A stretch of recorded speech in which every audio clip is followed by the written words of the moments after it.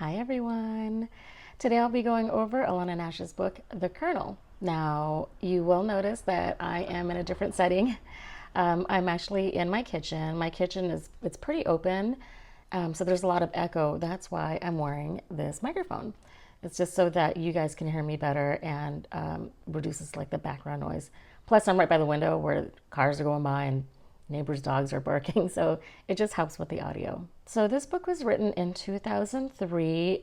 She wrote it before her other book, Baby Let's Play House, Elvis Presley and the Woman Who Loved Him, which I know ruffled a couple feathers when I reviewed that book. But I like the way Alanna Nash writes. I find that she's objective, and I like that she cites her sources of quotes. She includes a bibliography in this book too at the back of the book, as well as where she found quotes. She's also interviewed people in Elvis's life, so she's either quoting from her own firsthand experience in interviewing these people, or she'll quote where she found, or she'll cite where she found that quote. So I went into this book not being a fan of Parker, and I thought maybe by the end of this book it'll change my mind, and maybe it'll change your mind. Maybe you like Tom Parker, and by the end of the book you'll think, wow, this guy's a jerk. So let's see. Dedication. This book is dedicated, it says, for Maria Dawn's Mass, who searches still for her uncle Andreas. Nash inserts a quote here at the beginning of the book. Quote, cunning and deceit will serve a man better than force to rise from a base condition to great fortune, end quote. Niccolo Machiavelli. I think it's funny she would include a quote from Machiavelli on a book about Parker. Preface. Nash says that Memphis in August is unbearably hot and humid and uncomfortable. It's so unpleasant that no reasonable person would choose to go there that time of year. She writes, quote, but on August 17th, 1977, nothing would have kept me from this place. The day before, Elvis Aaron Presley, the greatest entertainer of the 20th century and a social force beyond measure, watched his life ebb away on the bathroom floor at his beloved Graceland. Nash is standing outside of the mansion near the bathroom window with the press pool, and she's just overwhelmed by how strange and surreal it feels to be there. She's only 27 at that time and had only been reviewing pop music for the Louisville Courier-Journal for a few months.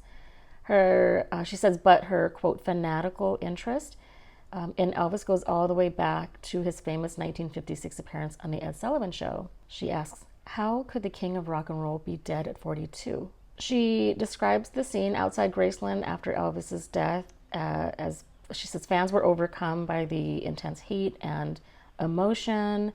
Some were lying on the grass while thousands more waited outside the famous gates to mourn Elvis.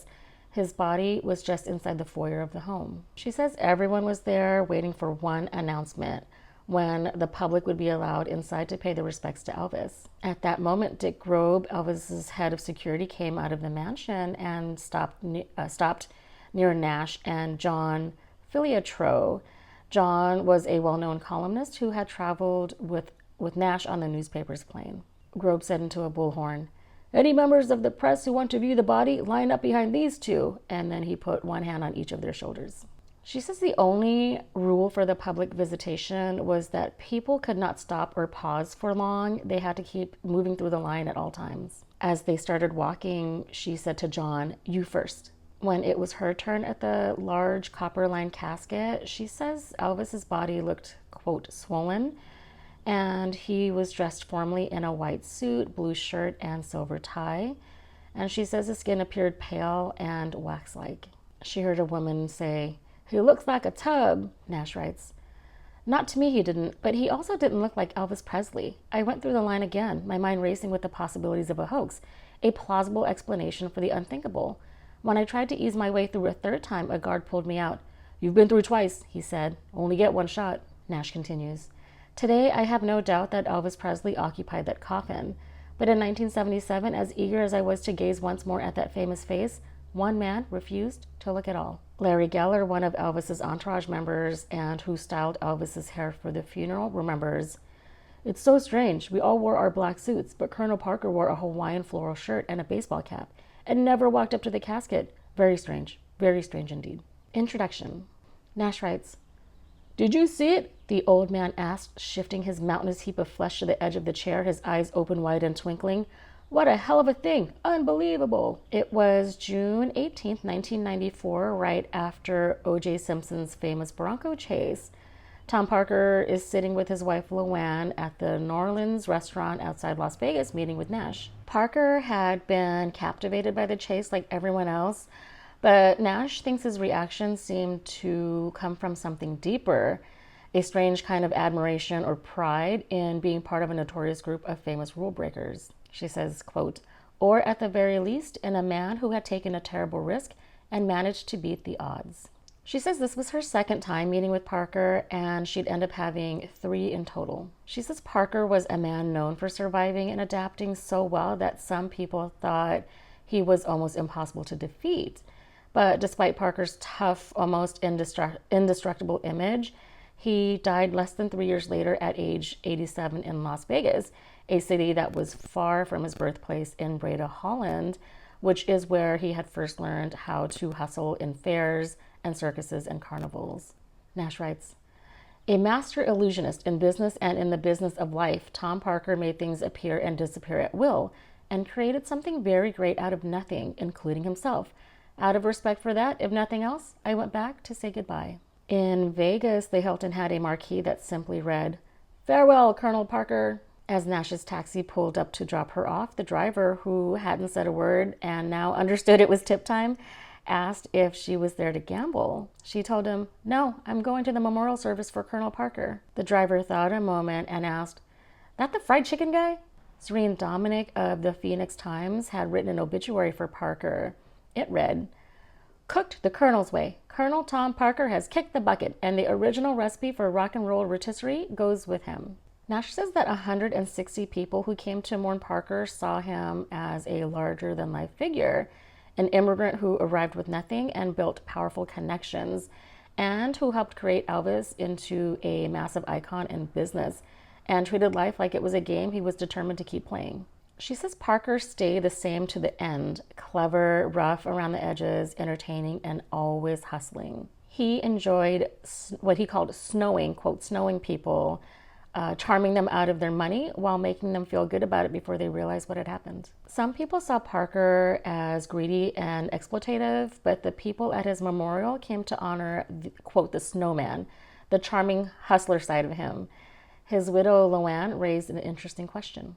Luann asked the crowd, "I want to leave you with just one thought. If Thomas A. Parker had never existed, how would each of your lives be different today?" Nash writes, "One person who couldn't answer that question was Elvis Aaron Presley, whose piped-in versions of Memories and How Great Thou Art opened and closed the service with ghostly reverence." Nash says Elvis first arrived in Las Vegas as a young, awkward teenager in 1956, but by the end of his life, Vegas had seen him become a tragic, exaggerated version of himself, physically damaged and emotionally drained. After Elvis passed away, Parker lived for 20 more years under the shadow of serious accusations that he had damaged Elvis's career and spirit by trapping him in weak movies, endless Vegas shows, and safe choices instead of pushing him toward more meaningful artistic opportunities. No matter how people view Parker, either as a dishonest manipulator or a brilliant promoter, he remains one of the most controversial, colorful, and unforgettable figures in entertainment history. Robert Kotlowitz, who was an RCA publicist in the late 1950s and early 60s, said of Parker, "He was so immense, so gigantic in his way. His style was equivalent to a great politician's, with so much flamboyance and wit, and, underneath it all, cunning. He had to beat the whole world." Rock critic Dave Marsh, however, said at the time of Parker's death that he was the most overrated person in the history of show business. Dutch filmmaker Constant Myers said, "A nobody who needed a somebody to be anybody." Nash says people still debate whether Elvis needed Parker to become a worldwide star, or whether Elvis was so naturally talented and magnetic that he would have become famous no matter who managed him. She writes, "The probability is that neither man would have been as big in his field without the other, Parker realizing, like P.T. Barnum, that the promotion of a curiosity was just as important as the curiosity itself. A chameleon who was many things to many people, Parker has his staunch defenders as a visionary, a businessman, a friend, even by those who got up from the losing side of the bargaining table. And while Parker probably would have referred to himself as a promoter more than anything else, having marketed the icon most recognizable in all the world after Coca-Cola, Chet Atkins, who dealt with many of the biggest artists during his tenure as an RCA Records executive, pronounced Parker the best manager I ever saw. Whatever he cost Elvis, he was worth it, because Elvis would have lost that luster in no time if it hadn't been for the Colonel. Mike Crowley, who worked around Parker during Elvis's 1970s concert years and later became a talent manager, defended Parker. Like others, he emphasized Parker's loyalty and tried to justify how Parker handled Elvis during his struggles with addiction. Crowley said, "Nobody killed Elvis except Elvis, and nobody could have helped Elvis but Elvis. The only other thing he could have done was walk away." Nash says Parker didn't really defend himself against criticism. When people questioned whether he had helped or harmed Elvis, he avoided deeper explanations and simply insisted that his conscience was clear with his stock answer, "I sleep good at night." Parker usually avoided talking about himself by claiming Elvis was his whole focus and that he didn't give out his own personal stories. He also supposedly said he was saving those stories for a memoir with a very Parker-like title, "How much does it cost if it's free?" But Parker's "I'm writing a memoir" excuse was really a way to avoid scrutiny. It kept people from digging into the mystery and manipulation surrounding his life, especially after a 1980 Tennessee lawsuit accused him of taking advantage of his responsibilities to Elvis. Nash says if Parker kept Elvis mysterious to the public, Parker himself was even more mysterious.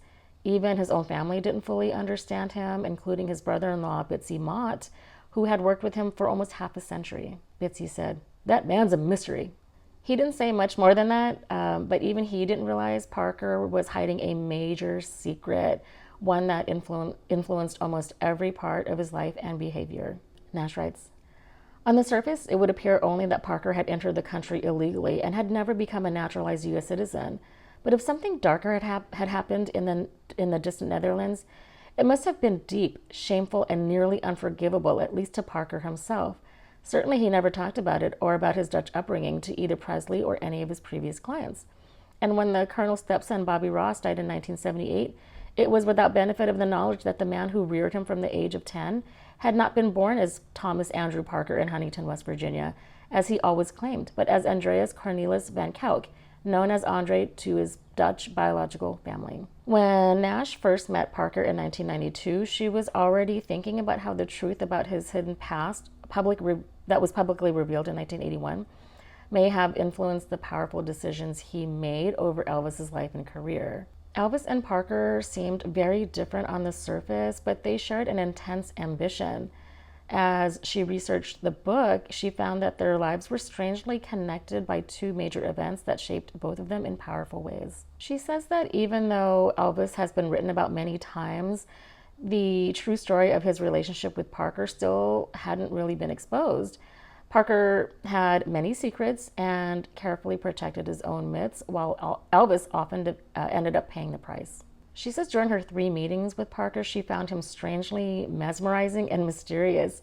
And looking into his unearthly blue eyes, she kept wondering, "Just who are you?" Nash writes. "And so I decided to research the story chronologically, trying to find the boy who became the man. That mission took me to Holland, where I met with the kindest and most cooperative sources on this book, Parker's Dutch family, who were as mystified by his behavior and as dedicated to finding the truth as I was." Nash spent 3 years researching Parker's Dutch family, including interviewing relatives like his 92-year-old sister, Marie. Nash also became close friends with his niece, Mieke Dons Maas, who had tried hard in the 1990s to reconnect Parker with her mother, Angelina, in America. Nash teamed up with Parker's relatives and researchers to trace his life back in Breda, Holland. Together, they were trying to piece the story of the young boy Parker had been before he became the famous, mysterious Colonel. Nash writes, "In the end, my research led me to realize that the tale of Colonel Thomas Andrew Parker, née Andreas Cornelis van Kalk, is, beneath a veil of secrecy, a tragedy and very nearly the stuff of Shakespeare. The following is my attempt to resolve the conundrum of his life. That's it for the intro. Stay tuned for chapter 1, which is titled The Little Dutch Boy. See you then.